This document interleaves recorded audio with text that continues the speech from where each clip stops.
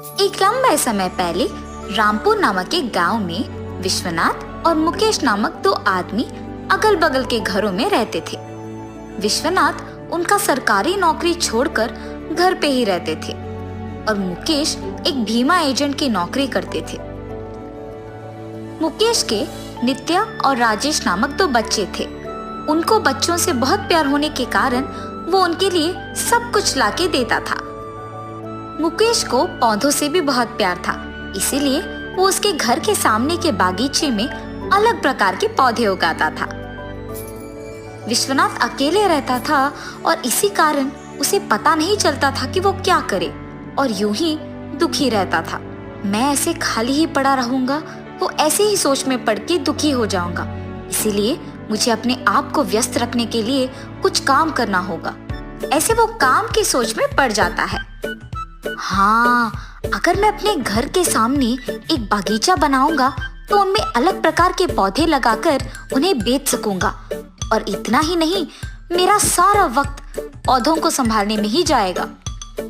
ये फैसला करके वो पौधों को लाके उन्हें उसके घर के सामने के बागीचे में लगाता है और उन्हें बेचना शुरू करता है। उसके पास अलग प्रकार के पौधे मिलने के कारण सभी उसी के पास आके पौधे खरीदते थे। इसी कारण वो पौधे लाकर उन्हें वहां लगाता था। हर रोज सुबह मुकेश भी उसी समय में उनके पड़ोसी विश्वनाथ को पौधों को पानी डालते हुए देख चौंक जाता है और तब उसे विश्वनाथ का बागीचा दिखता है। मुकेश अपने पौधों को ज्यादा पानी डालने के कारण वो बहुत ही सुंदर दिखते थे, लेकिन विश्वनाथ उनके पौधों को बस जितना जरूरी था उतना ही पानी डालने के कारण वो दिखने में उतने सुंदर नहीं थे। मैं अपने पौधों को उनसे ज्यादा पानी डाल रहा हूँ, इसी कारण मेरे पौधे दिखने में बहुत हरा भरा और सुंदर है। ये सोचकर उनके पौधों को पानी डालकर वहां से चले जाता है। कुछ देर बाद मुकेश विश्वनाथ के पास कुछ लोग आकर उससे पौधे खरीद के जाना देखता है। मेरे पड़ोसी विश्वनाथ पौधों को कब से बेचने लगे? मुझे तो पौधों से प्यार है, इसीलिए मैं अपने नौकरी के साथ साथ ये काम भी कर रहा हूँ। पर अगर मैं इन पौधों को बेचने लगूंगा तो इनसे ज्यादा मेरे ही पास पौधे बिकेंगे। हाँ, सारे लोग मेरे ही पास आएंगे। और उसके फैसला के मुताबिक ही अगले दिन वो भी अलग प्रकार के पौधे लाकर उसके बागीचे में लगाता है और विश्वनाथ के ही तरह वो भी उन्हें बेचने लगता है। उसकी सोच के ही अनुसार सभी लोग पौधे अच्छे दिखने पर मुकेश के पास आकर ही उन्हें खरीदते थे। मेरे सोच के अनुसार ही सभी विश्वनाथ से ज्यादा मेरे पास आकर पौधे खरीद रहे हैं, ऐसे खुशी से पौधों को बेचता था। हाँ, भीमा को बेचने के साथ साथ मुकेश पौधों को भी बेचने लगा है क्या? चलो अच्छा है, इस गांव में मेरे अलावा कोई और तो पौधों को नहीं बेचता था पहले, ऐसे विश्वनाथ सोचता है। उन दोनों का व्यापार अच्छा चलने पर दोनों खुश रहते हैं और ऐसे बहुत दिन गुजर जाते हैं। एक रात को अचानक एक भयानक तूफान शुरू होता है। अरे रे, इस डरावने तूफान की वजह से न जाने मेरे पौधों का क्या ही हाल होगा। हाय भगवान! ऐसे उसके पौधों के बारे में परेशान होते हुए मुकेश सोता है।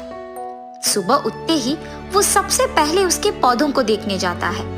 पौधे सारे नीचे पड़े हुए और जड़ों से बाहर आके नष्ट हुए होते हैं। उन्हें देख मुकेश बहुत दुखी होता है। इतने में विश्वनाथ भी उसके पौधे देखने आता है। हम दोनों हर रोज सुबह एक ही समय में पौधों को पानी डालते थे, न जाने उनके पौधों का क्या हाल है। और विश्वनाथ के पौधे देखने जाता है। उनके पौधों को सीधे और अच्छे होते देख दंग रह जाता है।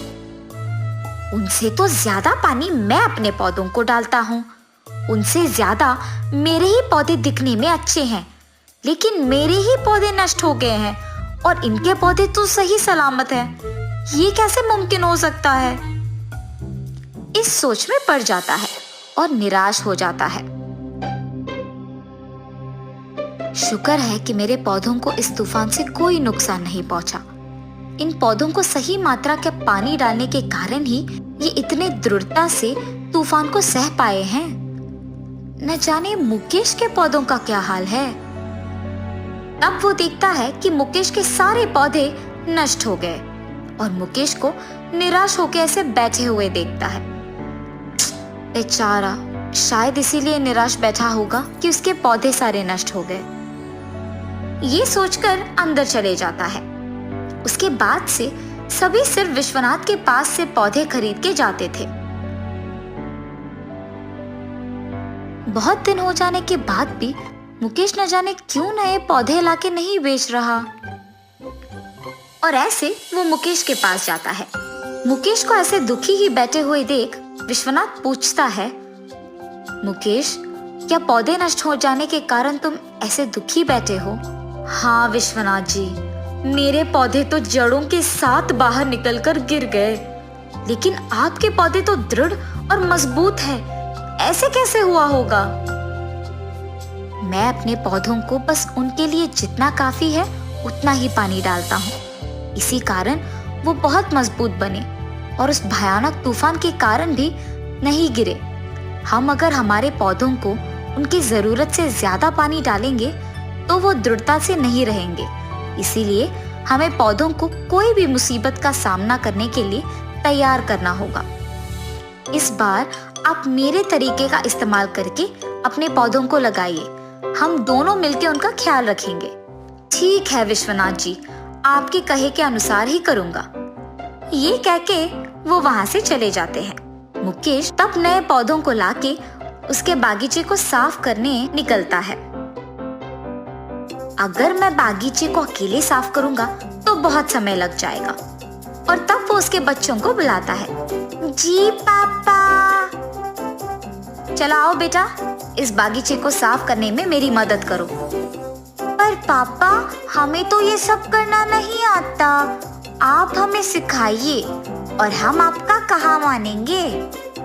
ठीक है बेटा, बस मैं जैसे करता हूँ वैसे ही करो। वो तीनों मिलके बागीचे को साफ करते हैं। ये सब देख विश्वनाथ जी, पौधों के मामले में ही नहीं बल्कि बच्चों के मामले में भी हमें यही करना है। उन्हें ऐसे बड़ा करना है कि वो कोई भी मुसीबत का सामना कर पाए, तभी वो सारा काम करना सीखेंगे। अगर लाड ज्यादा करेंगे तो जब उन पे मुसीबत का साया पड़ेगा तो वो कमजोर पड़ जाएंगे और उसका सामना नहीं कर पाएंगे। इसीलिए उन्हें भी दृढ़ और मजबूत बनाना होगा ताकि वो हर मुश्किल का सामना कर पाए।